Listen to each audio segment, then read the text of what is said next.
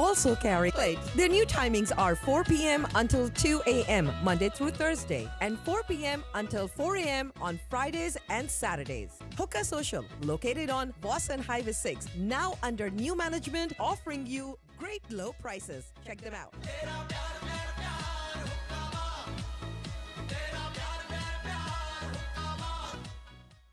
Have you been injured in a car accident, medical malpractice, or on-the-job incident? Turn to James Perkins Law Office, your trusted personal. Hello, this is Chris Heasley with the Chris Heasley Radio Show. The Cambodian people are an incredibly hard-working people. They are ambitious, they yearn for knowledge and the development of skills. They bestow all of these traits, all of these characteristics onto their children. It is a driving part of the Cambodian culture. So when the Khmer Rouge political party arrived onto the scene and began a message of workers' rights, the Cambodian people listened. Because the truth is there is a legitimate need for workers' rights across the planet. And there was a legitimate need for workers' rights in the 1950s and in the 1960s in Cambodia.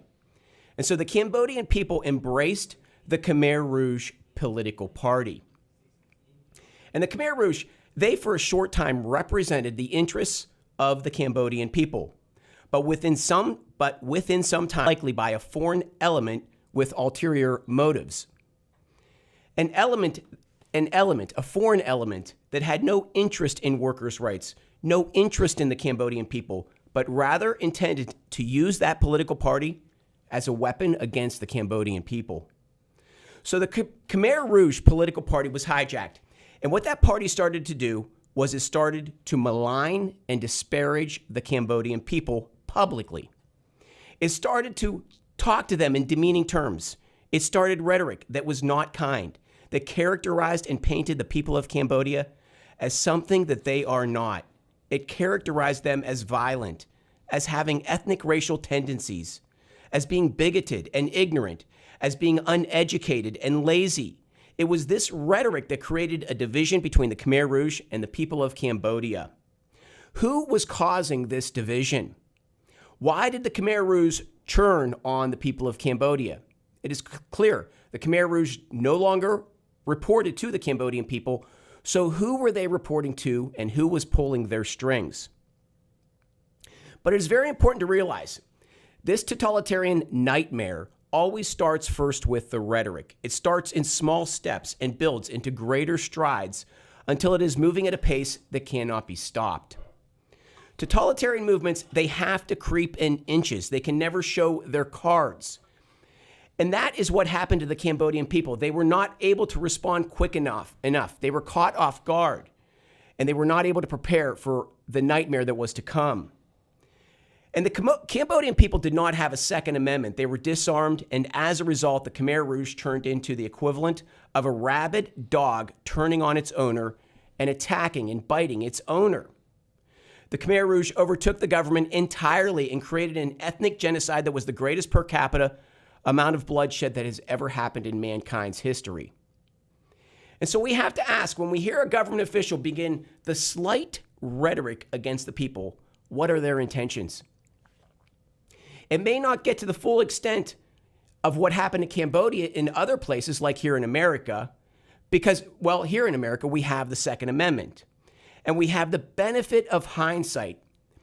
We've seen what has happened to the Cambodian people and to other people across the world with similar movements, like, for example, the Bolsheviks in Russia and what the Bolshevik government did to the Russian people. But here in America, here in Texas, we have that Second Amendment. We have the hindsight of these experiences across the world. And we have the spirit of 1776 running through our blood. The spirit of 1836 is in the people of Texas.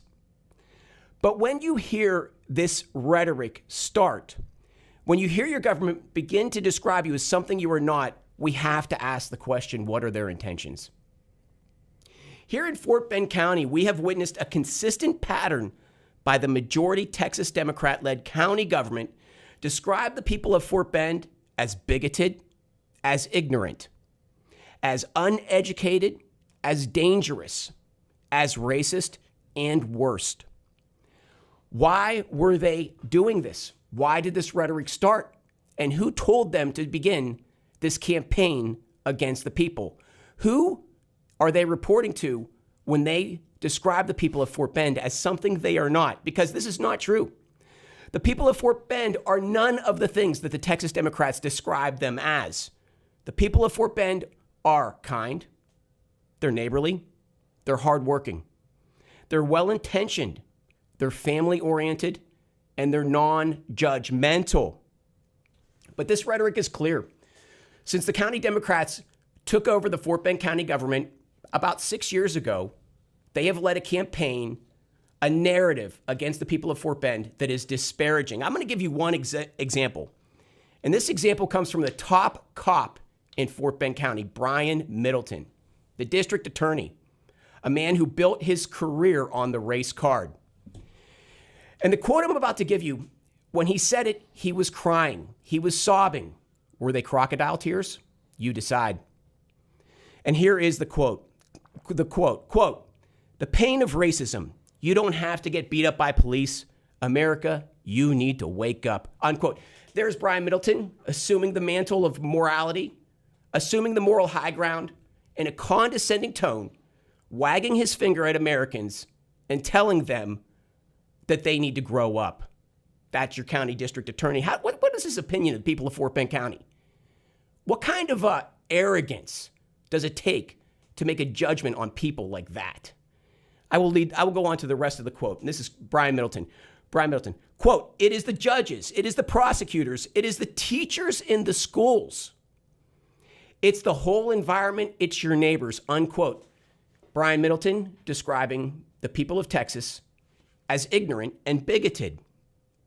He did this while he was initiating a public integrity division in the Fort Bend County District Attorney's office because he believes that this ethnic racism amongst the people of Fort Bend County is so strong that he has to do something about it. He has to take action. He thinks it's so bad that it's within our own police forces. He thinks that our own police have this bigotry in them. I don't believe that. I think our police, I think our men out on the streets are good men, well-intentioned. I do not agree with this narrative. I'll go to Ron Reynolds. Ron Reynolds, and give me a second here just to find this quote. But Ron Reynolds, I'm going to find his quote here in just 1 second. 1 second, guys. Ron Reynolds, describing the rightward-leaning residents of Fort Bend County. And here is his quote. Quote, "They believe in conspiracy theories. They reward bigotry and racism and xenophobia. They are anti-Muslim, anti-LGBTQ, anti-Black, anti-Asian. I could go on and on." Unquote. Ron Reynolds, Texas House State Representative, House District 27. So clearly, there's a political party here in Fort Bend County that has a very disparaging view of the people of Fort Bend. Is this true? Are the people of Fort Bend, are they how they are described? Now we will go to KP George, who has a very strong racial narrative when he describes the people of Fort Bend. And what he did is he went to the Houston Chronicle. And the headline of the article is this: "Fort Bend County judge calls out racist, xenophobic attacks that are flooding his office." So there you go. KP George says that if you come to the county commissioner's court or you call his office and you criticize KP George, he goes to the Cron and describes you as a bigot. Okay, so I've just given you 3 of the top county officials in Fort Bend County, all Texas Democrats, and all believe, it's fairly clear to me that they believe that the people of Fort Bend, the people of Texas, are something that they are not. And so this is the Chris Heasley Show, and on this show, we will give you all the ideas, the content, the information that you need to take back your county, your village, your borough, your township, your school district, your city, your county, your state, the state of Texas, and your country. But it's on you. The duty is on you to get involved and be an active part of your local governance, because we always advocate for local activism, because at the local level, you have the greatest bang for your buck. and it's time to take back our country. There should never be a narrative between a government and the people that exists like is existing today in Fort Bend County. It should never exist. And we have to ask the question, when those pointed terms start, what are their intentions? What is the end result if the people don't stand up and take back their county government? Of course, it's never going to get here in Texas like it did in Cambodia, and thank God for that. But we have to ask, was the ball beginning to be rolled in a certain direction? And with that being said, we have two guests on our show today. We have Jaison Joseph running for tax assessor, right, Jaison? Tax assessor collector. Excellent. I got to give you a little bit more volume. And we have Marshall Slott running for county sheriff. Marshall, how you doing? I'm doing well, Chris. Thanks for inviting me to the show and giving me the opportunity to talk to Radio to Bang's listeners here this morning. Thank you very much. So we got a lot of stuff going on in Fort Bend County. I'm just make sure that all the microphones are working well. We got a lot of stuff going on in Fort Bend County, a lot of things happening, but I just want to start off. We're going to get to all of that stuff, but I want to start off, and I want to hand the floor off to Jaison. Jaison, can you just tell us a little bit about yourself and why you're running for tax assessor? So I'm running for a tax assessor because I just see inefficiency and the mismanagement in the tax office. I wanted to fix that, and I do have an experience and expertise to bring into the tax office, and I can make it our citizens' life a little more easier to pay the taxes. So if you don't put the efficiency into the tax collection process, how can you expect when they spend the money efficiently?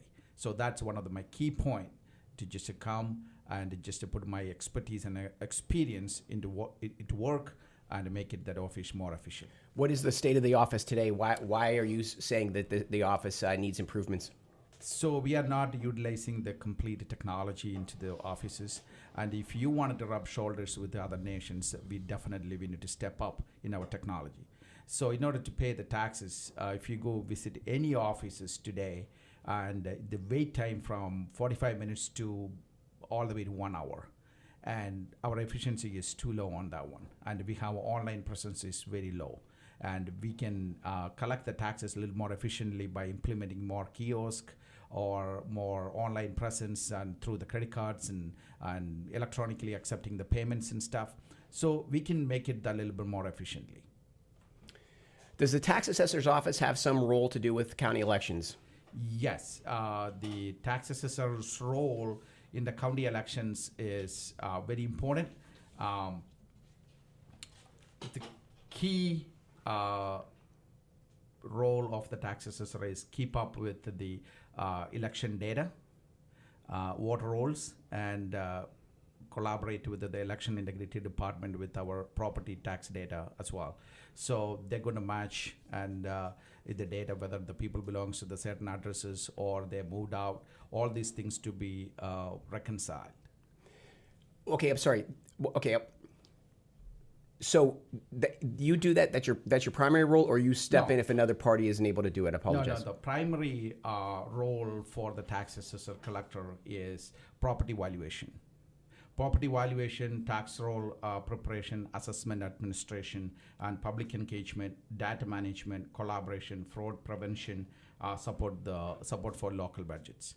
So these are the key roles for the tax assessor collector's office performs. But I thought that you step in on elections if there's another office that can't, like for example, if you're the backup. Is that the case, or you're on the election stuff? You also have a primary role. No, I will be one of the tax assessor will be one of the board member. Let's put it that way.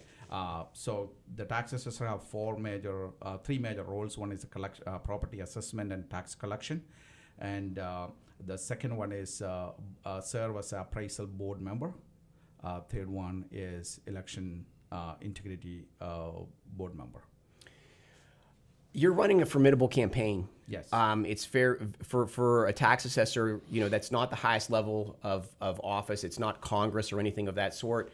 But you seem to be running a very comprehensive campaign. Why are you putting so much into this office, into this election? Because there is water integrity is the number one. Number two is collection of the data. Collection of the fund is one of the main issue that we are happening right now in the tax offices, especially the integrity and the accountability of the money we collect. So we have seen money is missing from the tax offices. Thousands of dollars are missing from the tax office, those who collected, and it never reached the bank. And we have another issue is counterfeit currencies are floating around, and there are many investigation on it, and we couldn't reach anywhere. And these are the things is going on in the tax assessor's office today. And we have so many other, the misuse of the fund in the tax assessor collector's office is taking extravagance to training experience in all over the United States. It's not only the tax assessor is traveling, and the team and the entire team is traveling, and it's cost the taxpayers tremendous amount of money. And when we ask the questions, what are the taxpayers benefiting out of these conferences? Apparently nothing. Only the tax assessor collector is the only one who travel extensively for this kind of trips, and misuse of the county properties and the hostile work environment.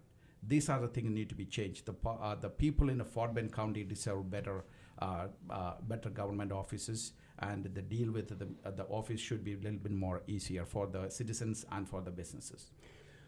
Okay, so monies went missing. Yes. How long ago was that, and how much? It's 2 instances recorded. It's a public record. One is $6,900. Another one is $1,500 from 2 different offices. Okay, so under $10,000. Yes. I mean, who's actually going to pay for this missing funds? I mean, somebody has to pay and reconcile that accounts, right? So it means that the Fort Bend County citizens, the hard-earned citizens' money is actually spent on it. And so you also said misuse of public facilities. Yes. Expand on that. One of the main thing is that the county has the vehicle given to the tax assessors. I have my campaign, or the people can see it. That vehicle being used for the tax assessors for their campaign. Even in the Sundays, in the weekends, not only in the Fort Bend, it's in Harris County as well. So these are the things need to be stopped. What kind of business they do in Harris County on Sundays, attending a private event with the county vehicle? Who's paying for it? You and I. How often does that happen? I just saw 2 times. Recently we were following the movement of the vehicle, and we just found out there are so many things are happening in like that way. Okay, and then what about, you said that the expense account's getting abused. Yes, the tax assessor's purchase card has been revoked once, then reinitiated later. And there are instances out there, it's all our public information. So why we need to put up with that, and there is no accountability and integrity in there. How much? Give me some examples. I don't know. I do not have that exact information. I saw a lot of public information, one of the websites recently. So somebody collected from the county and put it out there. Okay, and then we're going to talk about elections, because I assume that you have some concern about election integrity as well. Just my opening monologue. Do you have an opinion on it? Do you share any of the sentiments that the Texas Democrats are going the wrong way, or do you have an opinion on it at all? Yes, they are going the wrong way, and especially the ballot harvesting is a bigger problem here in the Fort Bend County. So even if you look at it, and we can just see the amount of mail-in ballots from a certain establishment is coming very often. Every elections you see that pattern, especially the nursing homes and the healthcare facilities, those who cannot vote or take the decision by themselves. And if you look at the address and the individual who voted for the certain parties, it's evident. Okay, we got to get Marshall in this conversation, but and we're going to talk more about that, because I've been getting some phone calls this week on election integrity, ballot harvesting, other tactics that are being used as we get near the finish line here. We'll get into all of those things. Marshall, how you doing, man? I'm doing great, Chris. Good. So tell me about yourself. Tell me why you're running. And then we can get into the state of the Fort Bend County Sheriff's Office. Awesome. Again, thanks for having me this morning. So, Marshall Slott, I'm running for Fort Bend County Sheriff. I'm a nearly a lifelong resident of Fort Bend County. I'm a third-generation Fort Bend County resident. My family's been in Fort Bend County since 1955. My grandparents moved here. My grandfather was a banker. My mom actually went to I went to the elementary school where my mom went to high school. So I've been my family's been ingrained in Fort Bend County activities since the mid-50s. My father and mother served in law enforcement in Fort Bend County when I was a child in the 70s and 80s. And in the 1990s, I picked up the mantle and became a police officer at the age of 20. I graduated from Clements High School. Go Rangers. For those of you out there that go to Clements High School or graduated from there, howdy. So I went to college for 2 years, but I knew that I wanted to be a police officer. So at the age of 20, I went through the Alvin Community College Law Enforcement Academy and joined the Alvin Police Department, where I worked for 3 years, met my beautiful wife, Cheryl. We've been married for 31 years and have 3 grown kids and 2 beautiful grandbabies that they all live in the same neighborhood where we live out in Fort Bend County, out in Pecan Grove. Worked for Alvin Police Department for 3 years. Then made the move to the Houston Police Department, where right outside the studios here was my patrol district. It's kind of unique sitting here looking over the district I used to patrol with, Houston PD.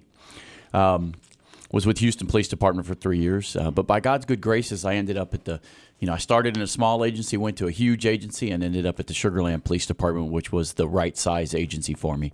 Sugar Land was really about community service. It was one of the agencies that ingrained in me service to the community. Law enforcement doesn't exist to lord over a community. It exists to serve the community and protect the community. And really learned that with the Sugar Land Police Department. But while I was there, I was selected to command a countywide investigative task force, where I answered to then Sheriff Milton Wright and 4 police chiefs. And we put together a great team that attacked crime in all those areas of the county.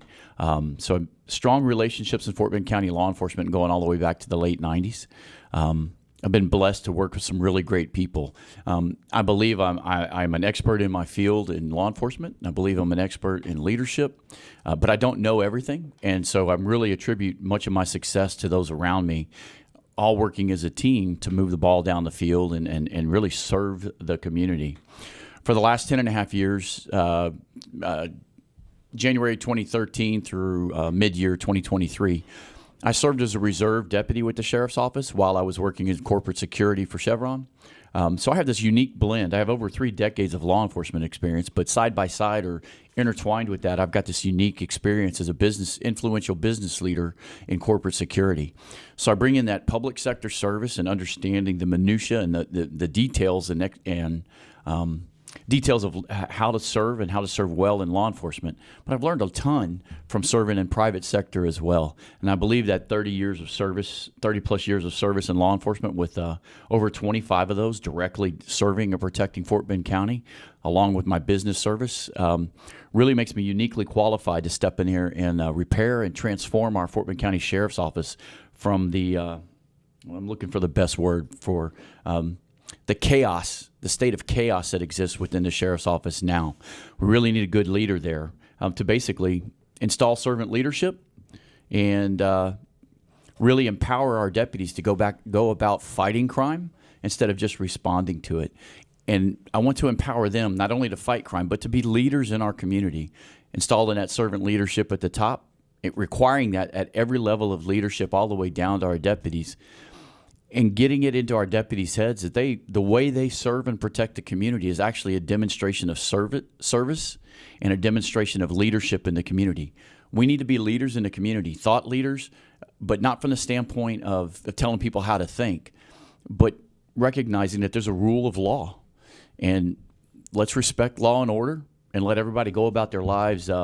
Everybody wants to live, work, worship, and play without fear of becoming a victim of crime or having other people tread on their rights. That's what law enforcement is about: is protecting people's rights, serving them on those unfortunate days where somebody else has tread upon them, and giving them the best level of service we can all the way through that process. We deal with people on the worst days of their lives. We need to show empathy to a certain degree, but we also need to respect the rule of law.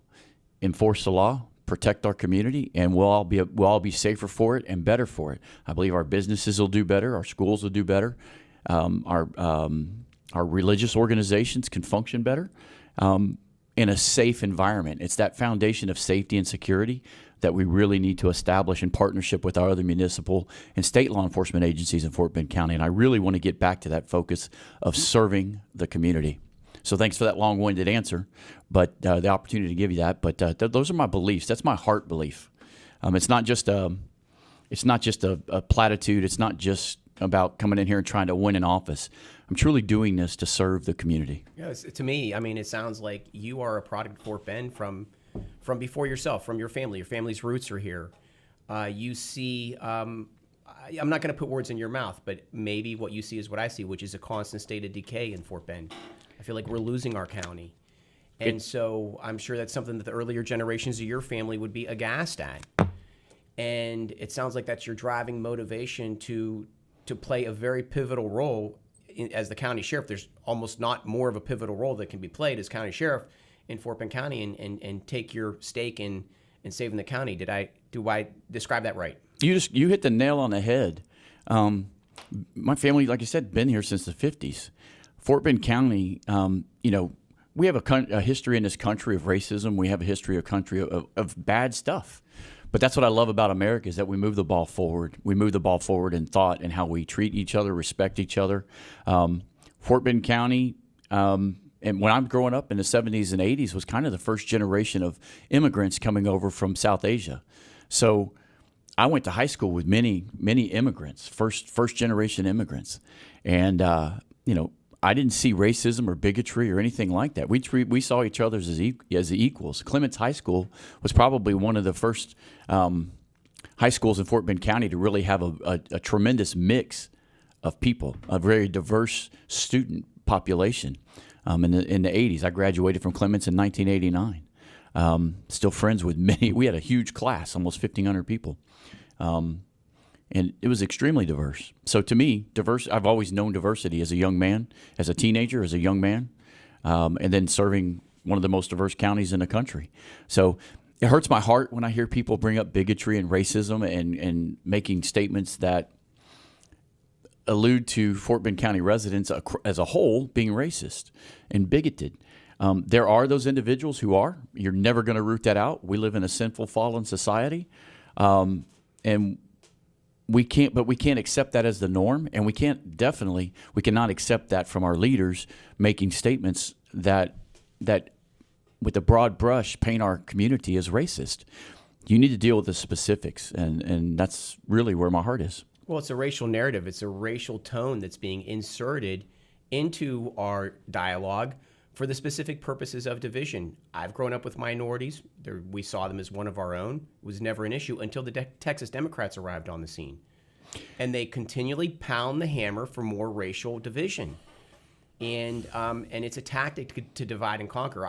I propose the question, is there anything that's on the Texas Democrats' agenda that's beneficial for the people of Fort Bend, for the people of Texas? I can't find a thing. It's certainly not the border. It's not the racial division. It's not what they want to do to our children, all the sick ideas they want to do to our children. Their rally cry today is abortion. That's the only thing that they can really muster up.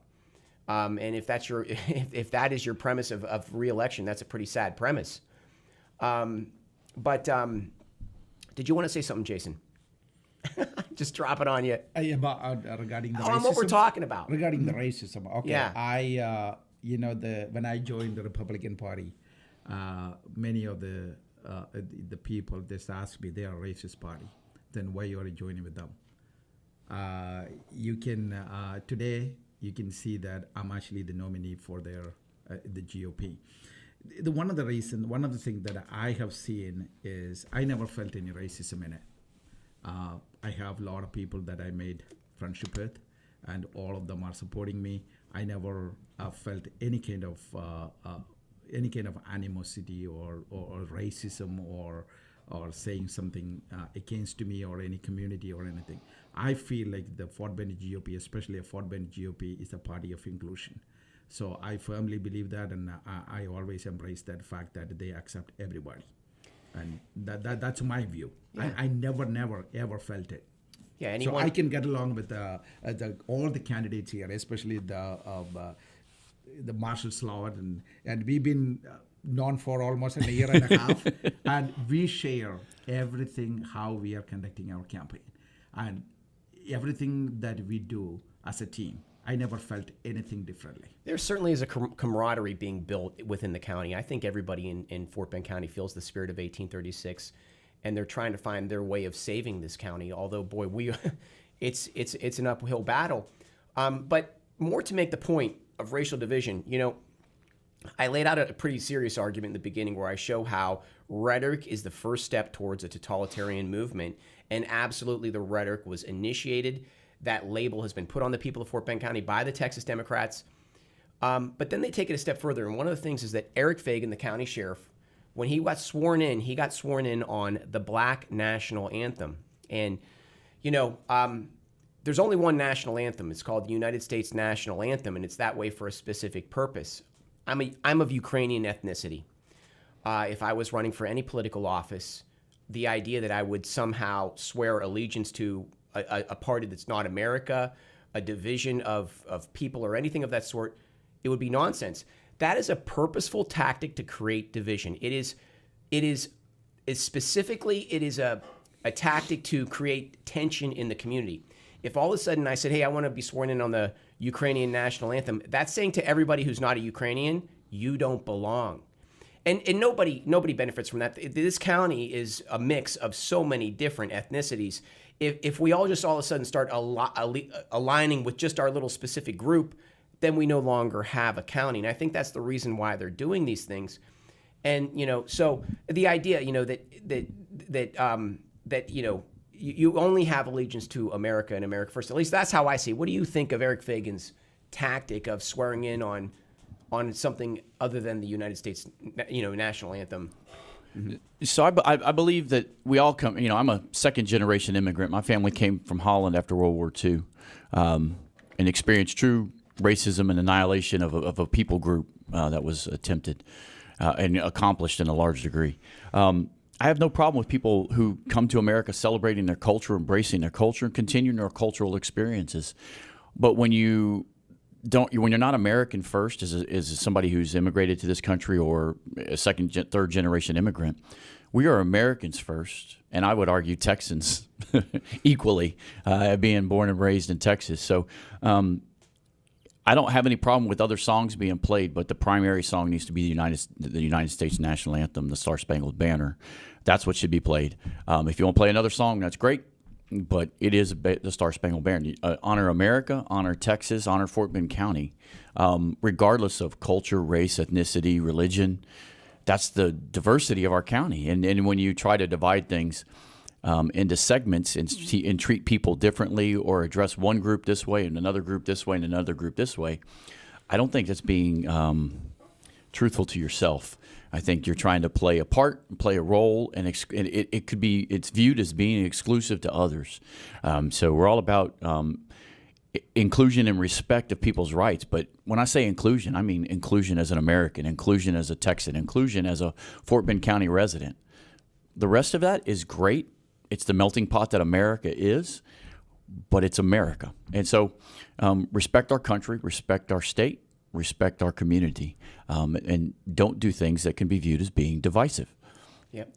Don't do. Let me clarify that. Don't be things that can be viewed as divisive by slicing the pie and just serving a portion of the community. That's been one of my challenges with Fagan. Is I've said this publicly. I think he serves and favors a portion of the community instead of being a sheriff for all of Fort Bend County, and so. That's one of the reasons I want to run is be the sheriff for all of Fort Bend County, not just focusing on one people group. So what is the state of crime today? Crime, or I should say crime and safety, however you want to describe it. What is the state of Fort Bend County today from that standpoint? So there's two components to that. One is the facts and the data, which are the most important. You build arguments and understanding and operations and actions on facts. But there's also perceptions. So the state of Fort Bend County crime is not as bad as it could be, but it is increasing. Just through this year alone, there have been 14 homicides in Fort Bend County, which is a significant increase over years past. Say that stat again, please. One more time. There's been 14 homicides in Fort Bend County this year, which is a significant increase over the number of homicides last year. Earlier this year, there was a state of crime in Fort Bend County presentation put on by some municipal chiefs, the sheriff, and the district attorney's office. They founded a study that showed that certain crimes were decreasing, but overall property crimes were increasing significantly. And since that presentation, which I believe was in April or May of this year, there's been a significant number of violent crimes in Fort Bend County that are an increase over last year's. So that's the data. And when you look at the data, it shows that. But also, when you walk, I ask you, you live in Fort Bend County. Do you feel safer when you walk out of your house and take your family to go shopping or go to a restaurant?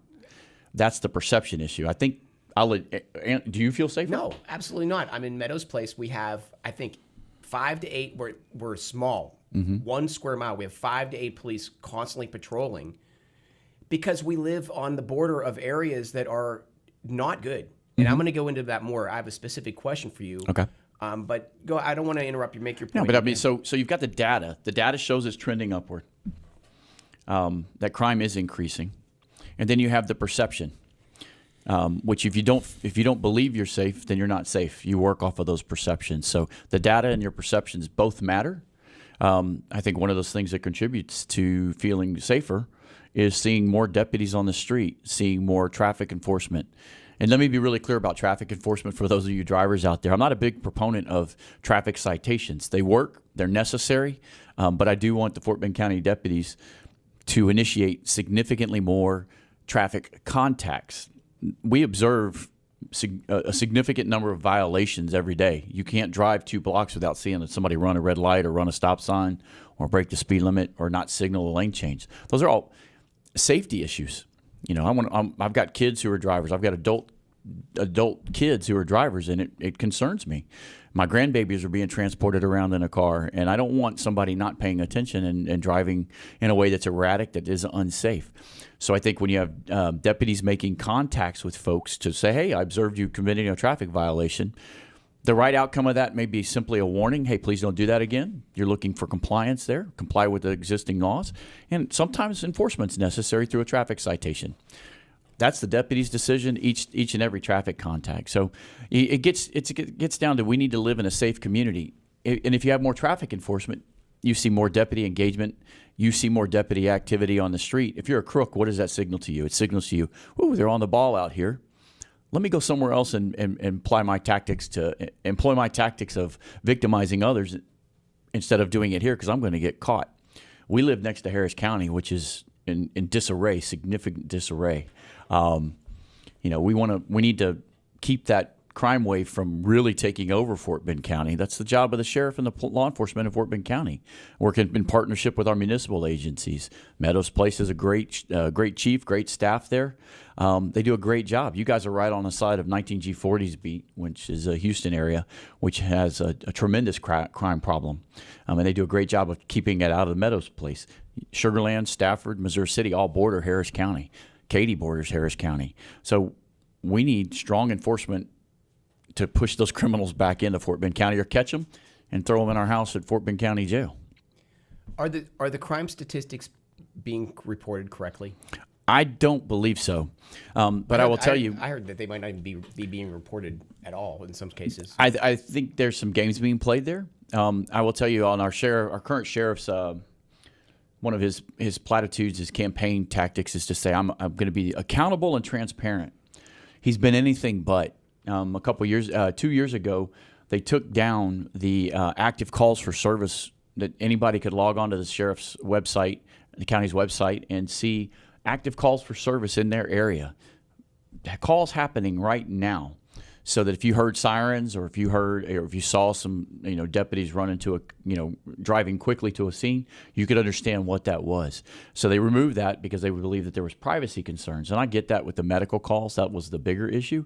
But it took them, that was down a significant amount of time. They finally put it back up on some degree. Another issue is crime mapping. They were in agreement with a private company that takes crime data and maps it so that if you put in your address, you can see the crimes that have happened around your area within the last day, week, month, or year. It's $3,500 a year was the account. They stopped paying that nearly 2 years ago. $3,500 a year, so that you and I, as citizens of Fort Bend County, can see what's going on in our Why area. did they stop it? They claimed it was a budget issue, which didn't make sense to me. When you file a public information request, they take too long to respond to that. And then when they do, they frequently block the information. They block the request, citing some attorney general's opinion that this information shouldn't be released to the public. Let me give you a really firm example of this. And if you'll give me a second to explain this, I don't want to monopolize too much time here, but it's important. So many of us in Fort Bend County, we have families in Fort Bend County. We have children in Fort Bend. Our families have children. We have many schools in Fort Bend County. Between May of 21 and May of 24, the Fort Bend County Sheriff's Office registered 450 sex offenders. But they also have a duty to verify the address of sex offenders. Do you think that a sex offender might lie? Because there's the most recidivism of all criminals is in sex offenses. Do you think that a sex offender might lie about where he lives if he wants to continue his victimization of our community? Of course they're going to lie. So what's the job of the sheriff's office when someone reports that they live at 123 Main Street, whenever a sex offender says, I live at 123 Main Street, you think there's a duty for the safety of the community for the sheriff to go out and knock on that door and make sure that criminal X who reported he lives there actually lives there? Absolutely.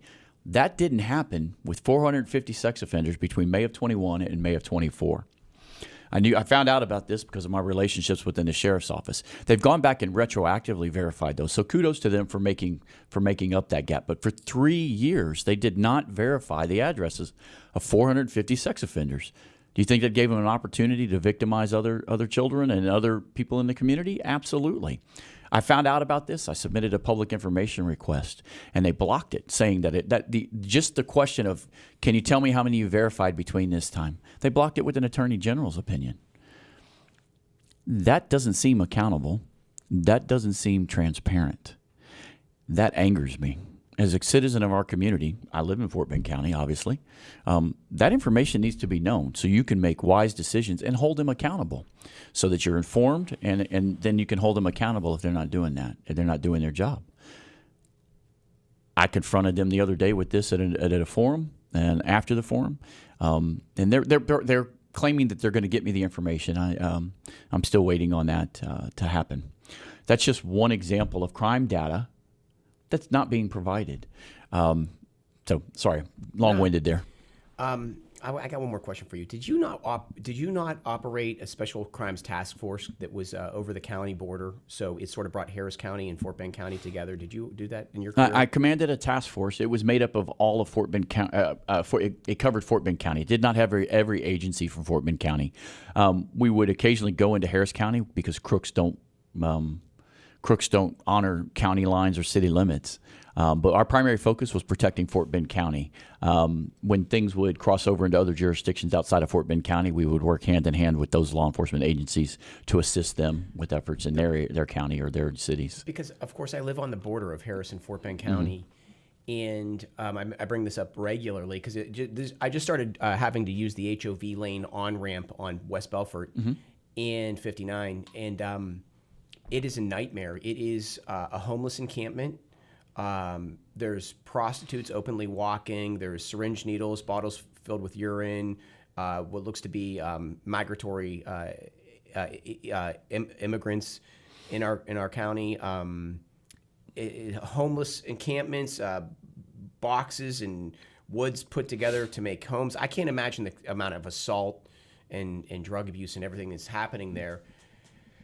Of course, I attribute it 100% to the economic climate created by the globalist agenda. But with that being said, that is a stone throw from Fort Bend County. What is your opinion of that situation? So it's horrible. I drive that. It's less than a quarter mile. I drive that same area, and so it's incumbent upon law enforcement in Fort Bend County to aggressively push back on those and enforce crimes that are committed from those areas that do enter into Fort Bend County. I think the area you're referring to is You're going to end up with a jurisdictional pushback. You're going to end up saying, no, it's not mine. It's Right. not mine. The Houston Police Department and the Metropolitan Transit Authority, they have police. So you have Metro Police and you have Houston Police Department.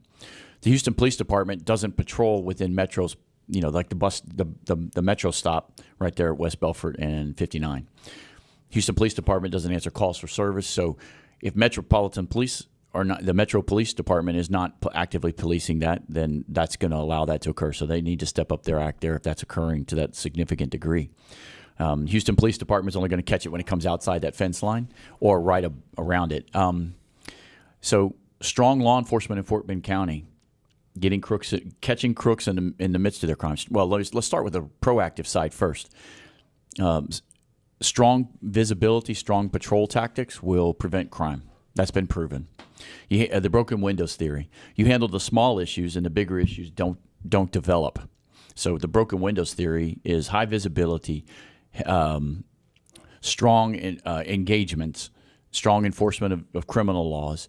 That puts up that border, that boundary that pushes them back. So they're going to go where they're not going to get squeezed. They're going to go where they're not going to get stopped, which fortunately is happening. Meadows Place, Stafford Police Department, Sugar Land Police Department, Missouri City Police Department. So you don't see that incursion too often, but it does happen.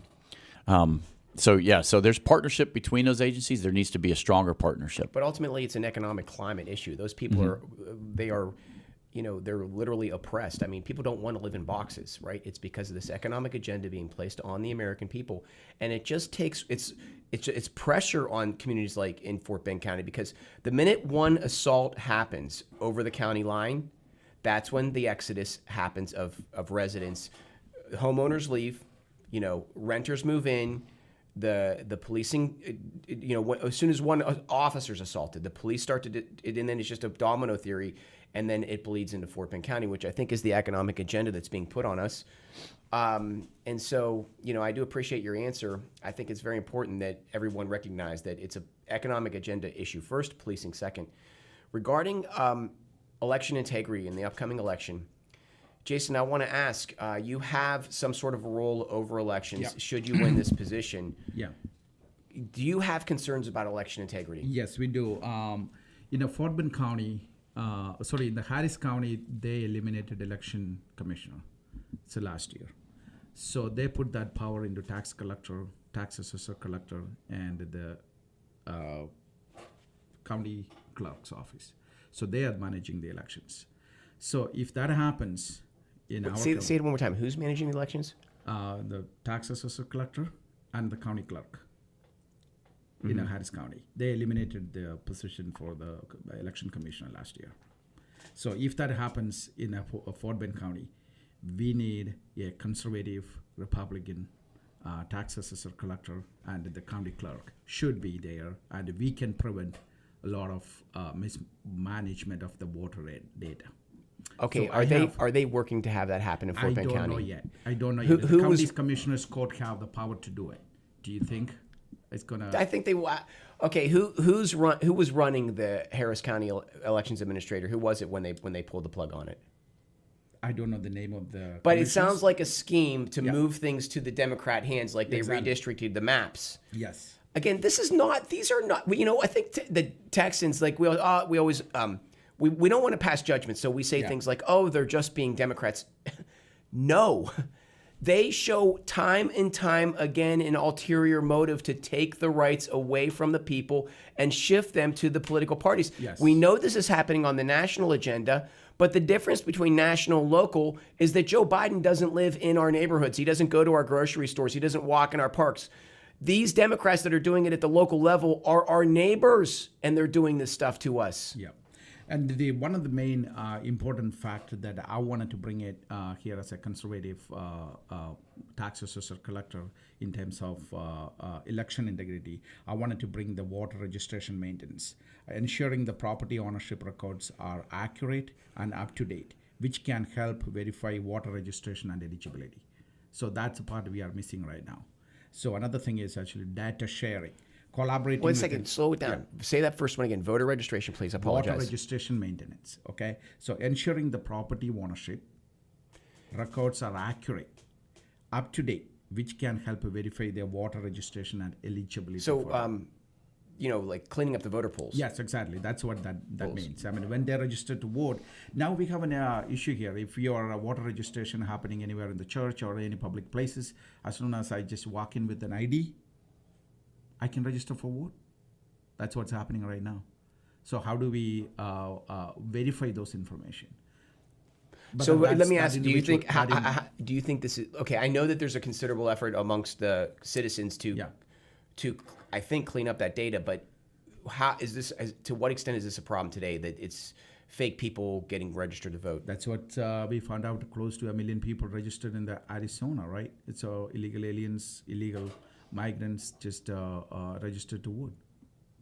So that's one of the issue going on nationwide. So as you bring this back to the property registration, Yeah. so if somebody registers to vote and they have their address, Yeah. that might not be their current Exactly. address. And so by comparing, The property by data, cleaning up the ownership. property ownership rolls, you now have accurate data to compare against the voter registration rolls. That's a very considerable point. So we need to share the data with the collaborating with the election officials to provide accurate property tax data that can assist in maintaining the integrity of voter rolls.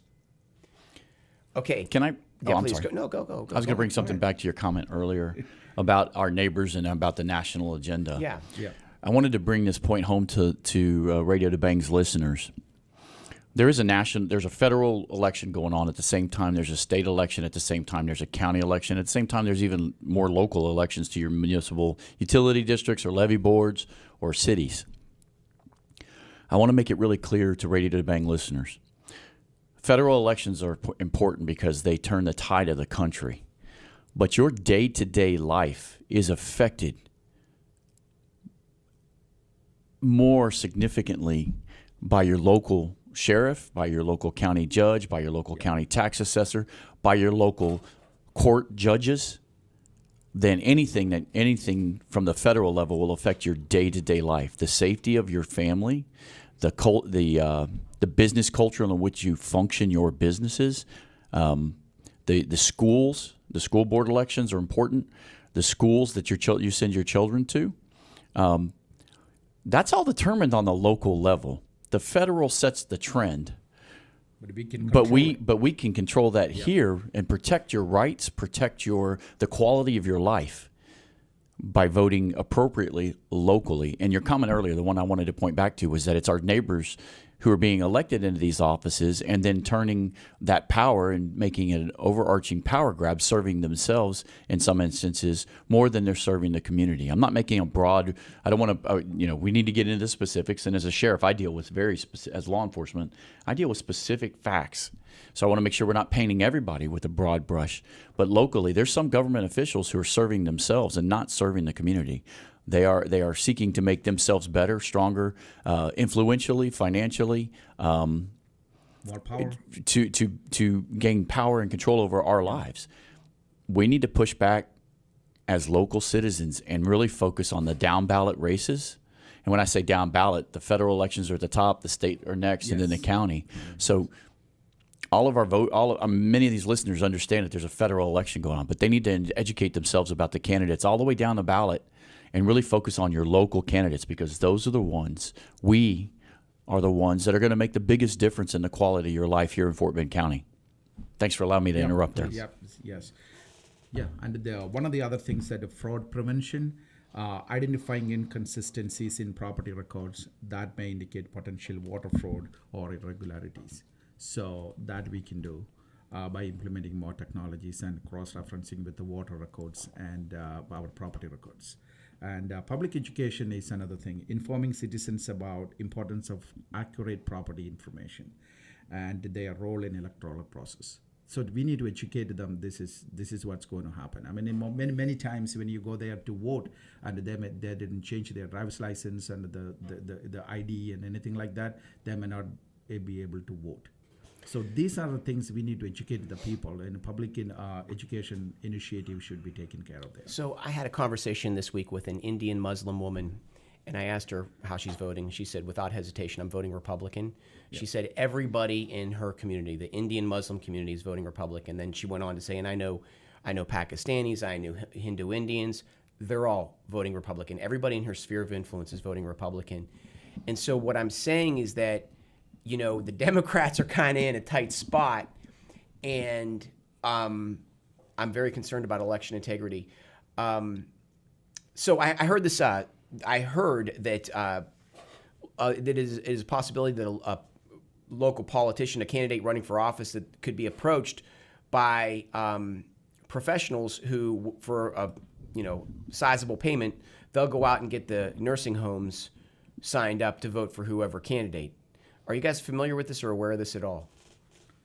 I heard about such instances many times, but I do not have a concrete proof to provide you. And I can tell you from the voter mail-in ballots, the results from our elections, and the most mail-in ballots coming from for the Democrats candidates, and it's close to double, even in the primaries. Even the last primaries, it's more mail-in ballots are coming for the Democrat candidates. And I have a feeling that it's the people who cannot vote for themselves, somebody is actually influencing their votes. And I don't think the conservative Republicans are doing that kind of initiatives. So they are going in there. They just provide them with the applications, and they will fill for the voter for themselves. I mean that's been proven. I mean we can take a look at how the voters are reacting on that, and from the same facility or the same address, we have the hundreds of votes for the same party. So, what percentage of the total voting is ballots? Is mail-in ballots? I can't, because I can't. Roughly, do you know the number? Maybe 1%, less than a percent. It's a small percentage. But but in these races that are down to the hair, yeah, it's decisive. Yeah, especially in the primary elections, that's what's happening. So, and when you bring that to the general election, our country is split significantly. I would argue somewhat equally. There's probably 40% that are Democrat. Probably, I would argue. I know let's bring it back to Fort Bend County. Fort Bend County has more registered Republican voters than we do Democrat registered voters. So Republicans getting out to vote is important. So when you bring in those issues of voter integrity and the issues of mail-in ballots and all that kind of stuff, I think some of our races are going to come down to 1,000 votes. You can look at Ed Krenick's race. It was 120 votes last time. I think it was 194. I've heard him quoting him. I believe I'm quoting him accurately there. Ed Krenick, who's currently running for the 400th District Court in Fort Bend County, which is a significant court that needs a new judge based on some statements that were made recently. And we can get into that if you want to ask that question. More of the race baiting. Yeah. He lost by 194 votes, and there were over, I believe it's 250,000 votes cast. So every vote matters, and when you get to every vote matters, you talk about ballot harvesting or going to a nursing home and signing everybody up and then basically voting for them for one candidate or one party. That's counter. That cuts against the grain of the integrity that we believe that we want to put into our voting system. Every vote should matter. Every vote should be cast with thought and with intention of voting for the candidate that the individual casting the ballot to their desires, not somebody else's. So that's a concern. I trust I'm very pleased with some of the work that's been done by some voter integrity groups here in Fort Bend County. They are working diligently on a daily basis to ensure that we have the strongest level of integrity and confidence in our voting. I hope they continue their efforts, and I wish them success. I still think there'll be some issues and some questions, but ultimately, at the end of the day, the good Lord's in charge of where we go. But the ones who make it happen are the individual voters getting out to vote early in our process rather than waiting for Election Day. Yeah, and I think that I think that we brought up some legitimate concerns with voting, right? You have these schemes. First of all, mail-in voting. They never confirm who the actual person is who filled out that mailer. And so that's very suspicious. And then you have people going to the nursing homes and getting the cards filled out and dropping them off. Very suspicious activities when these elections can be razor thin. But then the third element is the machines themselves. And I received a call this week from someone who's put a lot of work into election integrity, trying to clean things up. And she says that basically that the machines are very questionable, and it's the last resort of trying to steal an election. Do you have any opinion on the machines? I wish I did. I think those machines need to be trustworthy. I'm not a technical expert when it comes to those voting machines, but I would love for there to be some type of external audit of these systems every voting period, before the voting occurs and after the voting occurs. Independent auditors, much like we have poll watchers and poll judges. I would love for our poll judges to have access to at least view the activities and information that's being pulled from each of the machines that's brought to central count. If that's not happening, I believe it should, because we need eyeballs on it. We want accountable and transparent government, and that we can get that at our local level. If Jaison's elected, I think he's going to have a significant influence on that. So the last election cycle, we had some issues with voter machines. You know what their response was? It's a calibration issue. I don't know what does that mean, how the normal voters is going to figure out that is. Because if you select one person, it always goes to the other person. So it happened in the last November election, not this one, in the 2022 election.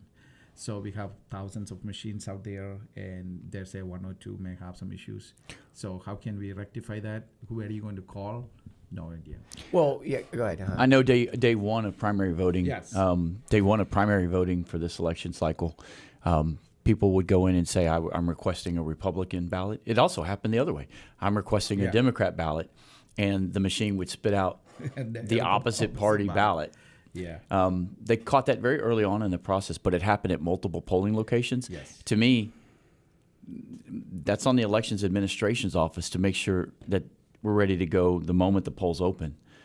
You shouldn't have an issue like that. So if the machines aren't reliable, then we need to figure out a better way to do it. I don't have the answer to what that better way is. And I have to add one more thing about, the most probably we will have that time change issue this time as well. And we won't be able to vote until 8 o'clock because it starts at 7, because the time didn't change automatically last year. The November election, because October 31st we changed the hour. And the machines didn't update. Machine didn't update it, and then we need to wait 1 hour outside because the machines are not taking anything, because it's saying that it's hoping not that you go home. So these are the things. This is what I've called the technology inefficiency there. We need to check all these machines and make sure this works. Then who's actually accountable for all these mishaps? How many people are waiting outside? Thousands of man hours are wasted. That's a productive hours in the morning. People just don't understand it. They just say, okay, it doesn't work. It doesn't work. That's it. These are single-function rudimentary machines. Yes. The equivalent of a calculator. A calculator might have more functions that it does than these machines. Your phone that you hold in your hand is a considerably more sophisticated computer than these machines. They're just simple, dumb machines. I can tell you one other. And we're told that these machines have so many issues. I think it's a scam. Go ahead. One more thing I wanted to add. Every laptop the election judges use, you look for the password is right there on that, just above the keyboard, visible. That breaches every level of basic cybersecurity. That's what I'm saying. It's in a big letters and masked with the scotch tape. That's their password for the computer. Yeah. So that's how irresponsible our elections. I mean, I don't know who to blame for. That's how things are running. It comes out of that's all driven by the administration, Yes. the Elections Administration office. Yeah. I've had a conversation with John Oldham, met him twice. He was very respectful. I've heard good things and bad things about him, so I'm not going to make a judgment either way. My interactions with him have been positive, but I've heard significantly that he has blocked efforts to go too far Yes. in strengthening voter integrity. That's what I was told this week too. I've heard that. I don't know the facts about it, which makes it concerning to me. You trust but verify. Without having the facts, but again, without having the facts, I hesitate to make the full, complete judgment. But that's again where we go back to the accountability and transparency of our local government. And I think getting the right leaders in Fort Bend County will drive us to being much more accountable, well, much more transparent on the front side, on the first side, because it's that transparency that allows for the community to hold us accountable. You should demand accountability from every level of government office. Okay, can I get you for another 5 minutes or so? You got me as long as you need. So I'm going to shift. Yeah, we're over, but we have this time, so we're okay. I want to shift the conversation quickly to the issue of KP George and Terrell Patel, where they are now indicted for falsifying online profiles and posing as conservative Fort Bend County Republicans, and then making racist and disparaging remarks towards minorities in Fort Bend, an obvious effort to malign the people of Fort Bend. And I think in my opening monologue, I showed that this sentiment, this racial sentiment, is held by every Texas Democrat in Fort Bend County. I think that they all believe in this racial sentiment that KP George made in this scheme. And so we're at a point now where KP George has been indicted by Brian Middleton, who's had a close working relationship with KP George for some time. And, I just question whether justice will really happen when Brian Middleton has that same sentiment on the race card as KP George. He has a close working relationship. He worked with him in creating the elections task force, which is very suspicious. And that all makes me very concerned of whether justice will really happen. But there was a statement made this week by Brian Middleton, and I want to read it now. I'm going to read it to everybody, that conveys that he's taking action on KP George, that his personal biases will not be an issue in this investigation. And here is the statement from Brian Middleton, Fort Bend County District Attorney. Okay, 1 second here. Let me start it. Okay, here it is. The attorney for KP George recently filed a motion claiming that his prosecution for the misdemeanor charge of misrepresentation of identity under the Texas Election Code is unconstitutional. The motion is based on a recent Texas Court of Appeals opinion that forbids any district attorney from exercising his or her constitutional authority to prosecute certain election code crimes without first obtaining permission from the Texas Ethics Commission in Austin. KP George's motion is premature. The decision of the Court of Criminal Appeals is not final and is still being appealed. Moreover, this decision runs counter to one of the foundational principles of the Texas Constitution, which is that local district attorneys have the exclusive authority to pursue violations of law in their local jurisdictions. The concept of a gatekeeper in Austin assuming this kind of control over how local elections are policed is contrary to this important principle. It is important to note that the district attorney's investigation into the allegations against KP George is still ongoing, and this filing does not change our position on the matter. We recognize the public interest in this proceeding, but the rules of legal ethics require both prosecutors and defense attorneys not to make public statements that could materially affect a court proceeding. As such, we will file our response and present our arguments to the trial and trust that KP George's lawyers will do the same. Okay, now, here's my question with this statement. Okay, so KP George is saying is putting forth a motion claiming that his prosecution charge is unconstitutional because the Court of Appeals, a recent Texas Court of Appeals opinion forbids any DA from exercising his authority to prosecute election crimes without first obtaining permission from the Ethics Commissions. Then he says this: KP George's motion is premature. The decision of this criminal court of appeals is not final and is still being appealed. What decision is he talking about? So I don't know the specific decision, but I understand the application of criminal law. As cases are being appealed, you have what's referred to as. But real quick, so KP George is appealing to the Texas Criminal Court of Appeals, right? Correct. And so Brian is referring to the Court of Appeals decision. Did they make a decision? So they've made a decision apparently based on Brian's statement, and now there's an appeal to that decision, which I believe goes to the Supreme Court of Texas. And what was their decision? I don't think there's been which is what Brian is saying. There's been no decision on that appeal, so yet that's still a question. It's not a final case law. Yeah. It's still decision a question. of the Court of Appeals is not final. That's but correct. But I'm hearing two things. I'm hearing that there was a decision and there's not a decision. So there's a decision that says that the Texas Ethics Commission has to give a local district attorney permission to pursue election code violation charges. But that decision is, so it is a decision. It is being appealed to the next higher court. And that decision, that it's still under appeal and under examination by that higher court. So it's not yet case law because it's still not it's still not fully adjudicated. So he's not referring to anything regarding KP George. He's referring to this process. He's referring to the legal process. Which ultimately, at the end of the day, Brian's statement means he still fully intends to prosecute KP George and Taral Patel and any others involved in that escapade, which is what it is. It's a facade. It goes back to your opening comments about some individuals stirring up racial division for their own personal benefit. Let me just be really clear here. I've known Brian Middleton for years. I believe him to be a man of integrity. I don't agree always with his politics, but he has shown me nothing in this office that says that he's doing anything other than enforcing the laws of the state of Texas. By the simple fact that his office, the DA Public Integrity Organization unit that he established, I didn't understand the origination of it, but they are using that group as a public integrity group specifically to go after public integrity violations, which goes back to the point, I think, of the rule of law is respected by many, by the Republican Party, but not everybody in the Democrat Party. And I think it's ironic on some level that public integrity group has found significant violations, both ethically and criminally, in our Democrat county leadership.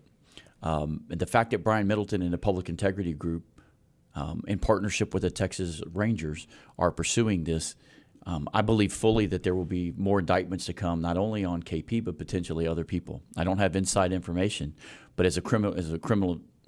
Having significant amount of experience in criminal investigations and reading the affidavits that supported Patel's original search warrant and his indictment, and then KP's search warrant and then misdemeanor indictment, I believe wholeheartedly that there's more indictments to come.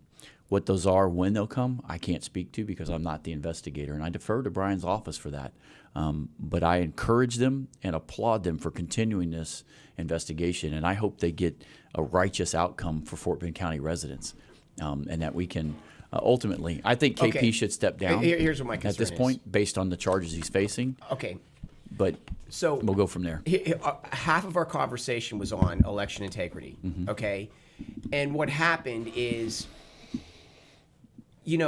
obviously, the people of Fort Bend think there's an issue with voter fraud.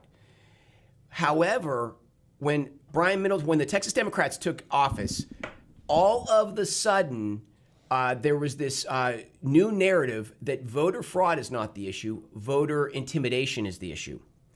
And it was directed specifically at the conservative areas of Fort Bend County.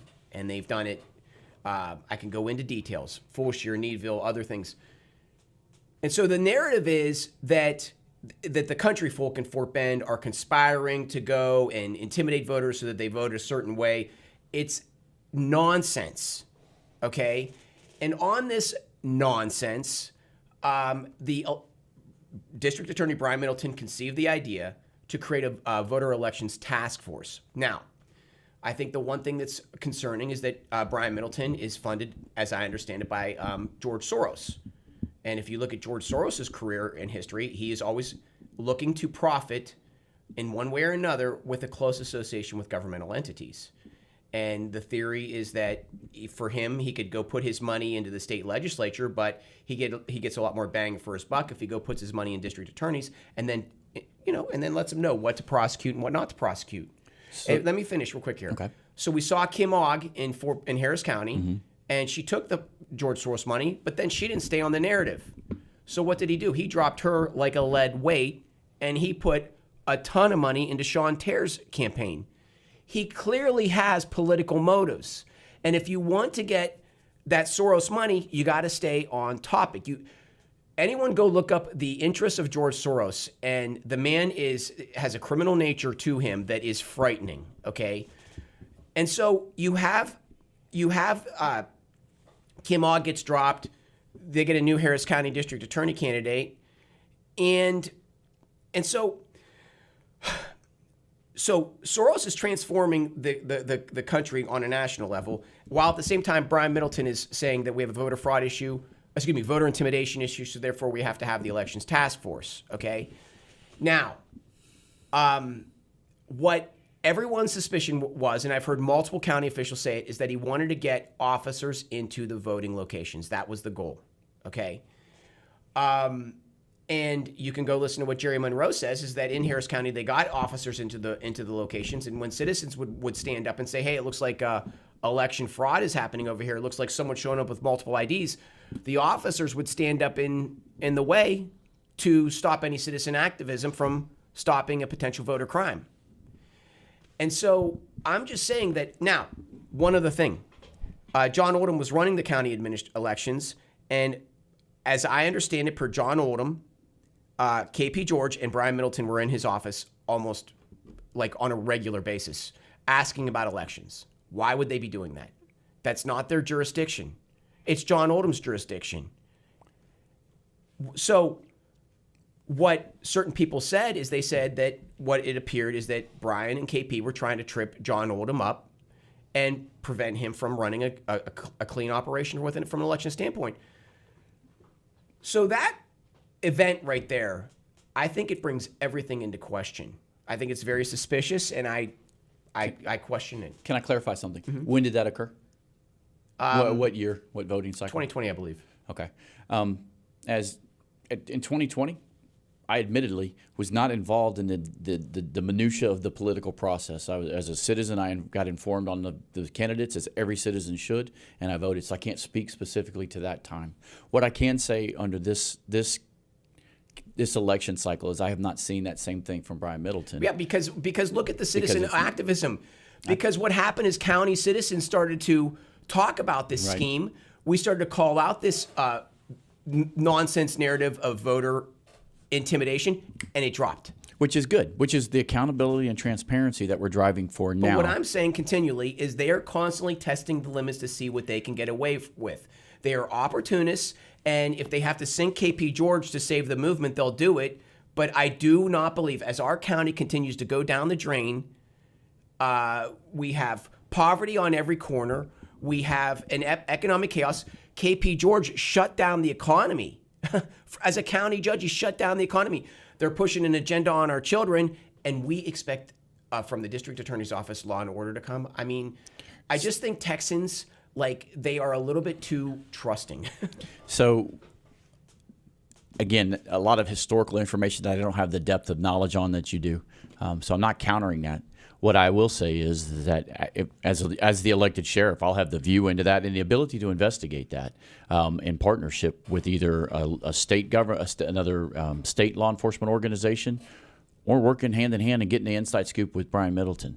The sheriff exists to protect the integrity and safety and enforce the laws in Fort Bend County. Going back to your comment on KP George shutting down the economy, as the next sheriff of Fort Bend County, I won't enforce any regulatory issues or administrative orders from the judge's office that shut down churches or businesses or so forth. That's an infringement upon our First Amendment rights, pursuit of happiness for businesses and pursuit of religion, or following a freedom of religion for the First Amendment. So I'm hopefully, I do see that I need to get going here. Oh man, because I was just going to ask you, because our border's coming undone. Yep. And the constitutional sheriffs all got together, and a number of Texas sheriffs signed up to be constitutional sheriffs, which basically is a statement that they will do whatever they can from their sheriff's post to protect the border. I don't believe that our Fort Bend County sheriffs joined that. He has not. I will be a constitutional sheriff. I will follow the Constitution. I know. And as your elected sheriff, I will stand in the way of any infringements upon your rights.